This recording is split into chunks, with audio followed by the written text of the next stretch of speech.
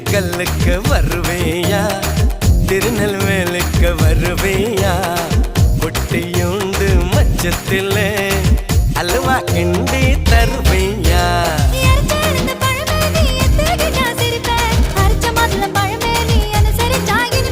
கிடைச்ச முந்தரி பழமே நீ கெட்டாட்டெல்லாம் ஜெயிப்பேன் பிடிச்ச வெள்ளரி பழமே வெக்கம் பார்த்த எடுப்பேன்